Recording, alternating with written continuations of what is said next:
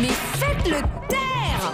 Faites le taire avec Willy Rovelli face à nos invités. Bonjour Willy. Bonjour Julie, bonjour Saint-Thomas qui ne croit que ce qu'il voit à la télé et bonjour la compagnie créole. Alors, comme ce matin je savais que vous alliez parler du débat de l'entre-deux tours d'hier soir, j'ai apporté comme Marine Le Pen quelques dossiers. Oh, pas beaucoup comme elle, 804 afin d'être irréprochable sur le sujet. Les images en direct sur Europe1.fr. Mais c'est la jurisprudence Le Pen. Maintenant on a le droit quand on parle débat de venir avec ses dossiers. Pas de les connaître, mais de venir avec, tu vois. Non, c'est fou Thomas, hier soir Le Pen avait tellement de dossiers qu'on avait l'impression que Macron avait rendez-vous au Pôle emploi. Sauf que là, même elle le veut cet emploi, tu vois. Alors je vais pas vous mentir, la compagnie créole, comme en face du débat, il y avait Monaco-Juventus. Hier soir, j'ai fait comme Jean-Marie, je l'ai regardé que d'un œil ce débat.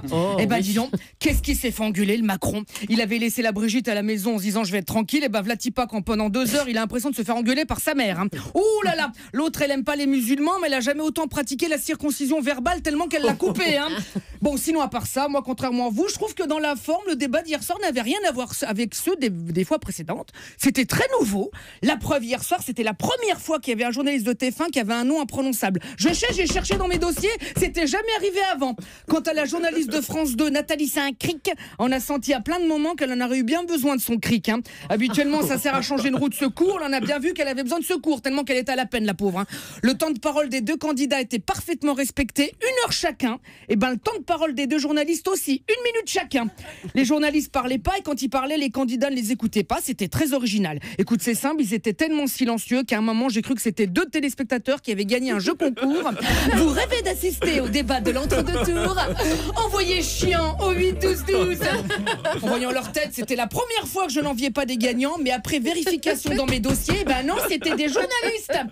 En tout cas, hier soir, j'en ai pas appris beaucoup sur le programme de Macron, mais alors j'ai appris plein de nouveaux mots. Qu'est-ce qui parle bien, Thomas, t'as vu? Un moment, j'ai cru qu'il était à Motus. Antienne. Merci. Galimatia. Merci. Psalmodier. Merci, oui, Beccaro, président. J'ai cru d'aller partir avec un abonnement d'1 an à Télé 7 Jeux, il le méritait. Mais avec ses invectives dès la première seconde et les allusions lourdingues à la vie privée de l'autre candidat, c'est Marine Le Pen qui est tombée plusieurs fois sur la boule noire. Ce qui est quand même un con pour elle, la boule noire. Enfin, ce qu'elle propose sur l'écu, l'euro, le franc, alors j'ai pas tout compris, mais ça a l'air marrant, c'est vrai. Franchement, on va avoir 40 monnaies dans son portefeuille. C'est combien les pommes? 1 euro. Et les poires, 4 francs. Et les fraises, 8 écus. Et les asperges, 10 $. Oula! Je vais prendre 3 patates. Ah non, on n'accepte pas les patates, désolé. Oh là là, je sens que ça va être bien. Et puis alors les Fillon, avec tout cet argent différent, ils vont adorer. Non, c'était vraiment bien.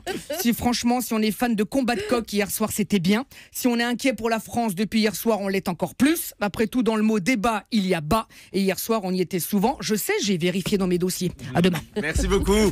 Willy Rovelli qui est donc venu avec tous ses dossiers ce matin. La chronique à retrouver en podcast, en vidéo sur Europe1.fr.